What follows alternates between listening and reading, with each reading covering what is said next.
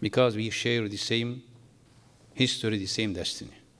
Now, in this perspective, we are European. But on another perspective, when we go to Central Asia, to North Afghanistan, they see us as their not only best friend, the only country who can help them. When I went to North Afghanistan, to Balkh, the governor of Balkh was asking from us school, children playground, park. A journalist told later, he is asking from you as if he is not governor of Balkh. Balkh is an Afghan province, as if he is not governor of Balkh, but a governor of Konya. Konya is my hometown. So he's so, demanding. Yes, he has the right to demand from us. We don't say, why are you demanding? Because this is a historic responsibility. We are a European in Brussels. We are a Balkan nation in Sarajevo.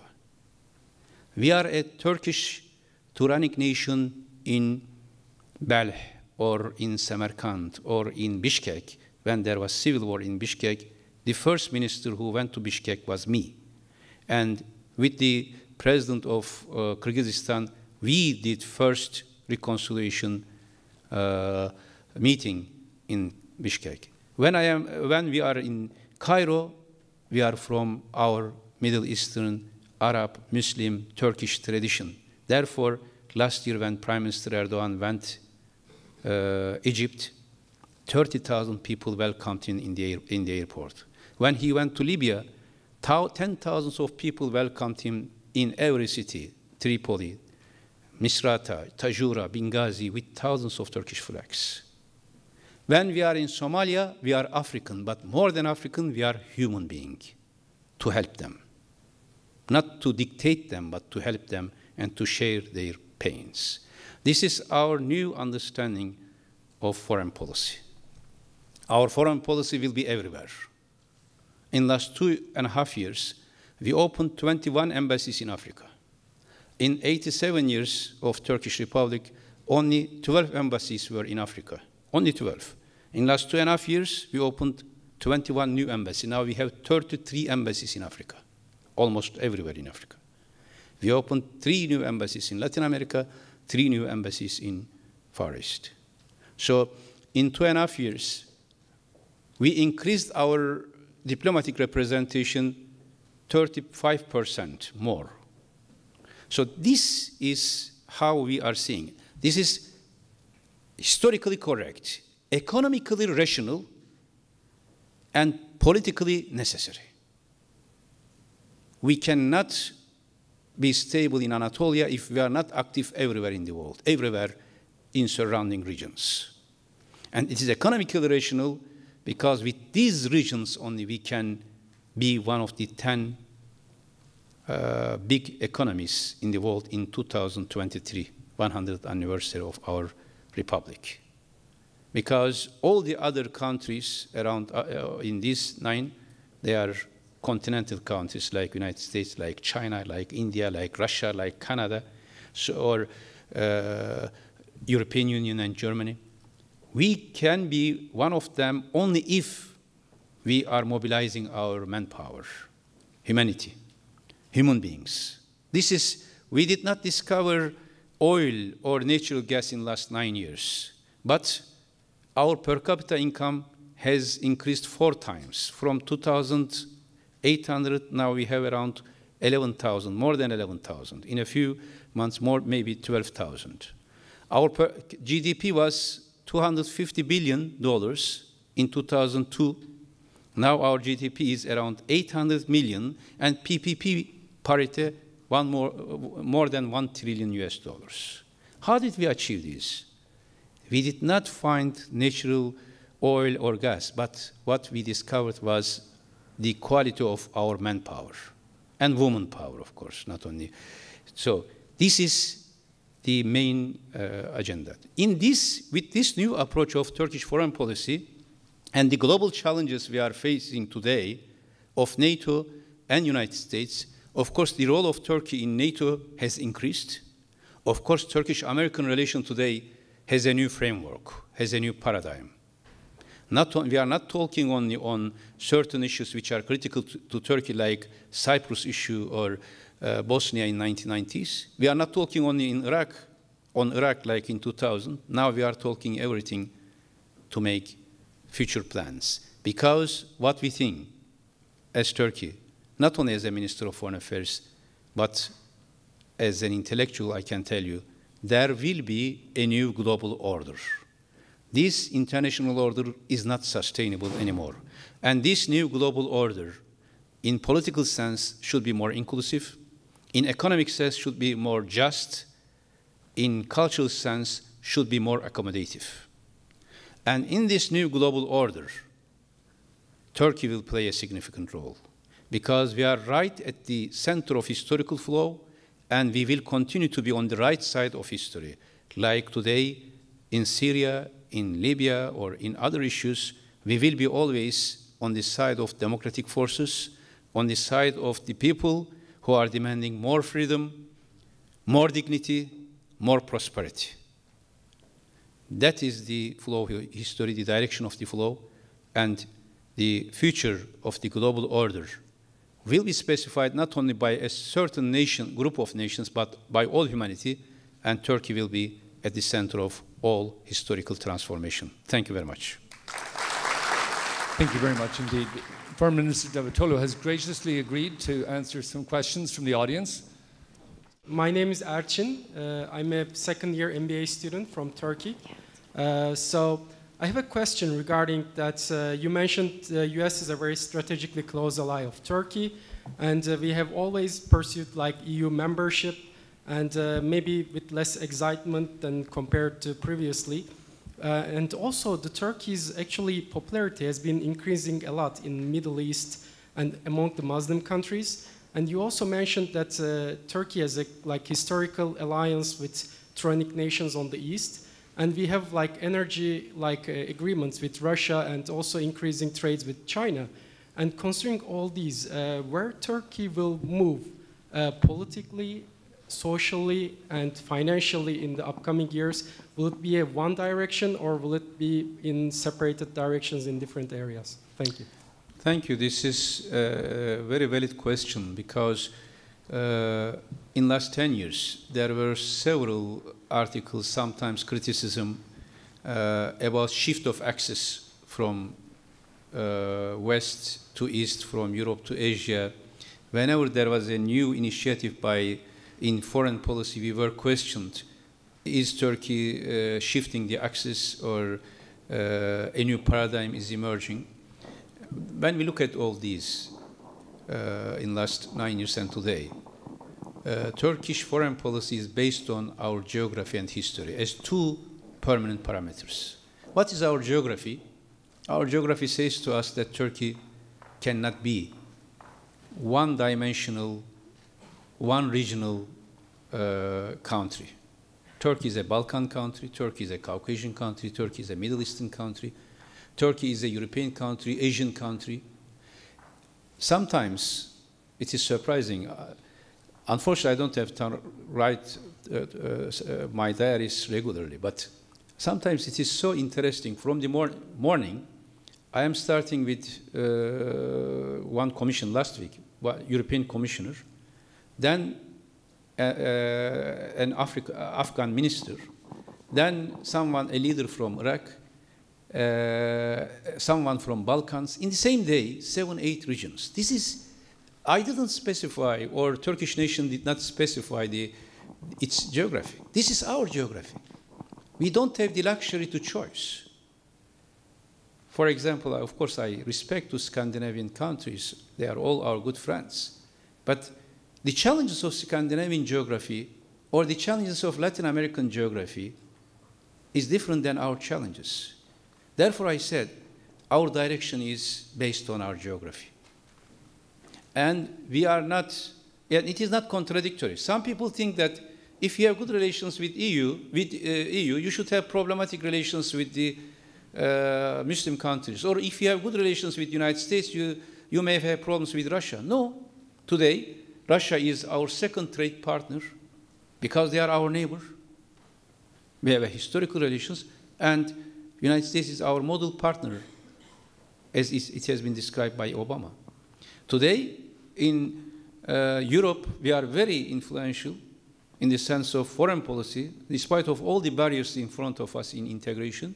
But all European ministers know very well, leaders know very well, when it comes to the issues in Balkans, this is Turkish perspective. Once a European minister gave me a paper on Bosnia to speak with Bosniak side. I said, look, I didn't read the paper. I said, and this is our geographical and historical necessity. I said, a paper cannot be given to a Turkish minister on Bosnia. A paper should be either rewritten together and then work together, or written by us and give it to you. Why? What do I mean by this? We are paying the price of all these events. When there was a war in Bosnia, they turned their face to Istanbul. They migrated to Turkey. When there was a war in Kosovo, same. When there was a war in Iraq, Kurds migrated to Turkey. When today, Syria crisis, 25,000 Syrians came to Turkey. They didn't go elsewhere because they think that Turkey is strong enough to protect them. We are paying the price. Then we will be there wherever any decision being taken on these regions. These are our regions. We do not impose anything on them. We are part of the process. Economically, we are member of G20. We are member of OECD. We are accepting free market economy, but we have our own characteristics. We cannot implement the same strategy like some European countries because we lost decades because of not implementing consistent economic policies and having a direction towards economic development. Now we have our own development model. We have our own authentic foreign policy model, our authentic political model. So nobody should question where Turkey is leading. Turkey is flowing in the history, but in the right side of the history, not against the history. This is the basic philosophy of us. Thank you. Hi. First of all, thank you very much for coming to speak to us. Your talk was very interesting. It seems like a lifetime... Your name? Sorry. My name is Leah. Leah? Yes. Okay. It seems like a lifetime ago that Turkey was serving as an intermediary between Israel and Syria over the Golan. And when I read about Turkish foreign policy, such as no problems with neighbors, it seems like there's a disconnect with its policy with Israel. What principles guide you in the policy decisions you make regarding Israel? Okay. First of all, one historical background, Leah. In our history, there is any negative attitude or legacy regarding our Jewish friends, neighbors, and citizens of Turkey and in the past as well. We had excellent relations, and whenever there was any atrocity against Jews in Europe, they found safe haven first in Ottomans, then in Turkish Republic. In 1492, Ottoman state brought Jewish population from Spain to Saloniki, to Smyrna, to Izmir, to Istanbul, in the best places, and they continue to be there. Same in Second World War and later, whenever there was a problem, Turkey was safe haven. And Turkey will continue to be safe haven for all those nations who are victims of oppression. Full stop. Jews, Muslims, Christians, no matter. Today, Syrians are our guests.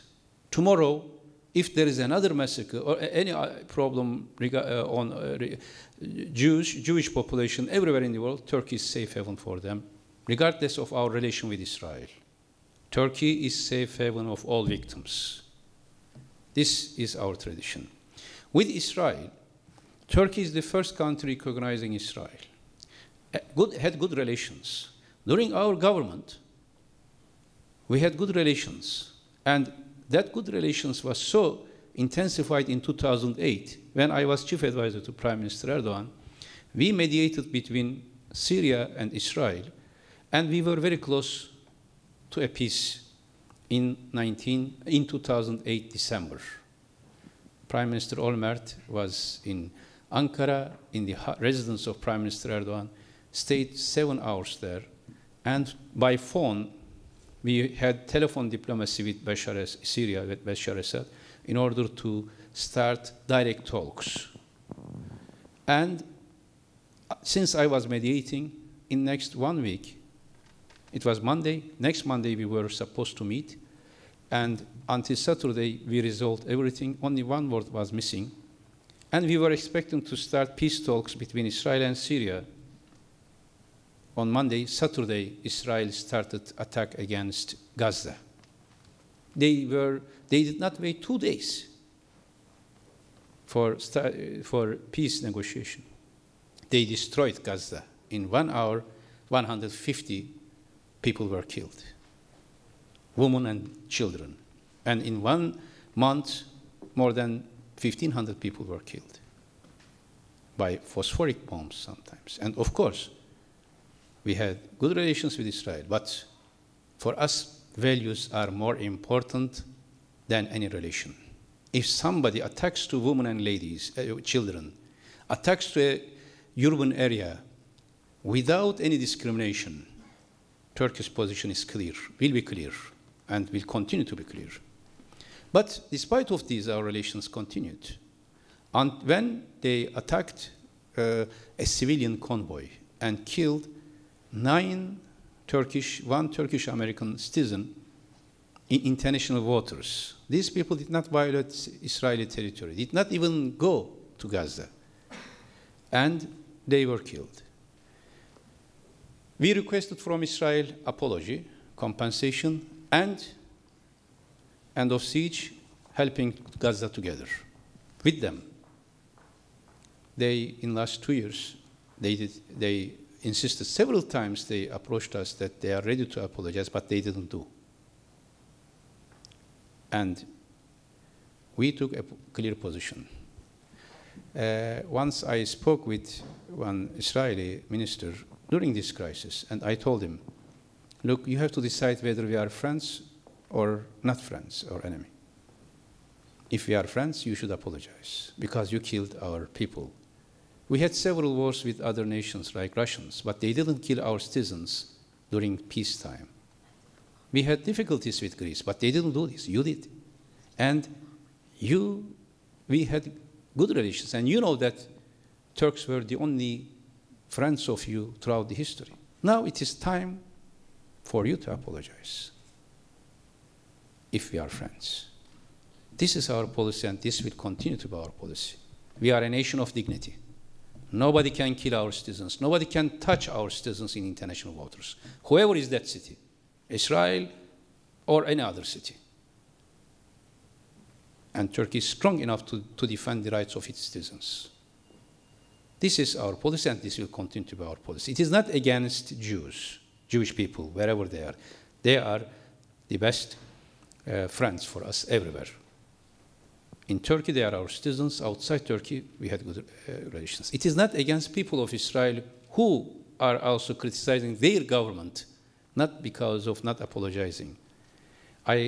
Last year, September, I was, for UN meeting, I was visiting Metropolitan Museum. Somebody came with his mother. He said he's an Israeli. And he said, Mr. Minister, he knew me, I didn't know him, of course. He said, Minister Davutoglu. And he started to recite a Turkish religious song.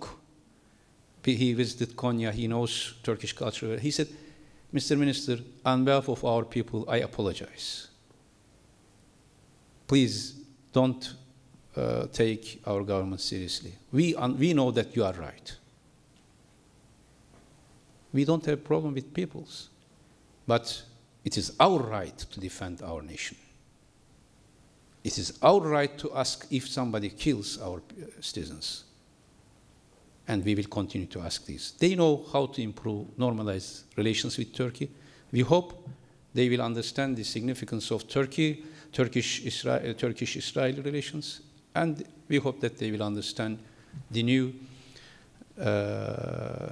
regional and international context where Turkey plays a significant role.